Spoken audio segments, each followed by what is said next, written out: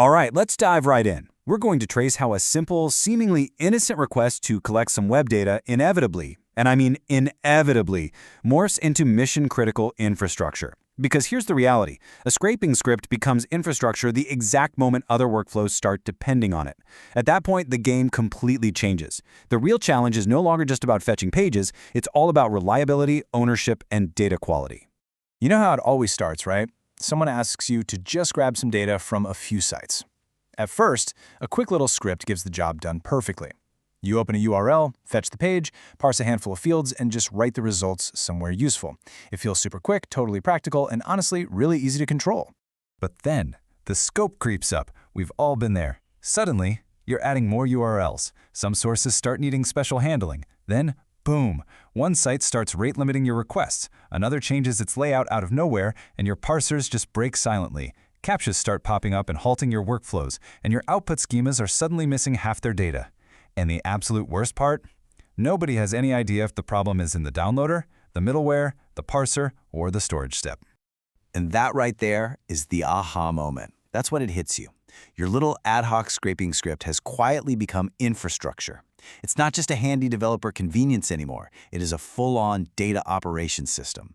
It's dictating how URLs enter the workflow, how exceptions get handled, and how results are stored. And if it's poorly designed, well, it's just going to silently churn out incomplete, outdated, or completely misleading data. So, to fix this chaos, we're going to run through a governed playbook today. We'll hit 5 key areas: the mindset shift, the pipeline contract, governing logic and concurrency, avoiding common mistakes, and finally, framework FAQs and metrics. Let's get into it. Starting with Section 1, the mindset shift, moving from a basic script to a true data operations system. Step 1 here is you absolutely must define the business purpose. You have to ask yourself, what actual decision or workflow is this framework supporting? Is it market intelligence, pricing, maybe internal validation? Because look, if the purpose is fuzzy, you're really just generating data volume without delivering any real business value. Step 2 is being honest about whether a custom build is even justified in the first place. I mean, if you have a standard workflow, just use existing tools like Scrappy or Crawly.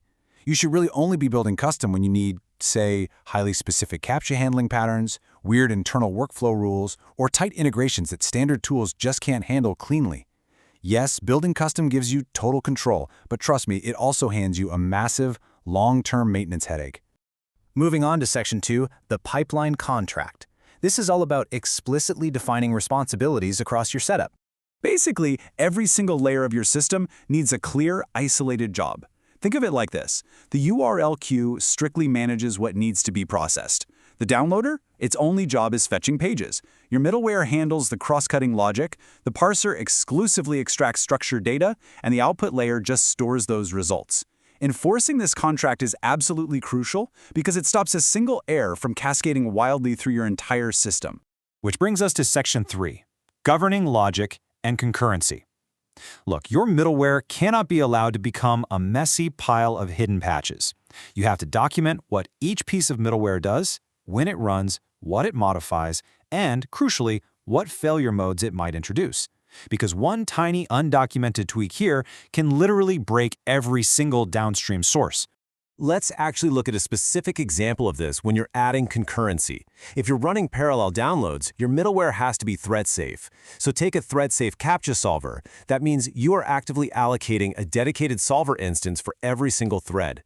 Doing it this way ensures you can safely handle those parallel downloads without completely blocking your whole workflow. Next up are steps 5 and 6, validation and monitoring. Please, whatever you do, do not assume your parsed data is correct just because the scraper finished running. You have to validate that output. Check for required fields, verify data types, look out for duplicates. And at the same time, keep an eye on source health by tracking rate limits, freshness, and empty pages. I'll say it again, a successful fetch does not always equal usable data. All right, so step 7. Once you actually have that validated data, the downstream teams need to know exactly what they're getting. Whether you're sending results to a CSV, JSON, or a database, it doesn't matter. You have to strictly standardize that output storage using clear schemas, version formats, and a dedicated output middleware to reliably save those results. And for step 8, you just have to ask the really hard question. who actually owns this pipeline. Like, who owns the source configuration? Who is on the hook for updating the middleware? Who's fixing the broken parsers when a site layout completely changes? Because without explicit ownership, your framework isn't a tool anymore. It's just a fragile, hidden dependency waiting to break. That takes us to Section 4, avoiding common scraping mistakes. Now that we have the structure down, let's talk about how things actually fall apart in the real world. There are 7 big pitfalls you want to avoid like the plague. Number 1, treating a working scraper like it's a finished product, because it never is. Number 2, throwing in undocumented middleware patches. Number 3 is a huge trap, trusting successful runs when fields are actually silently going missing.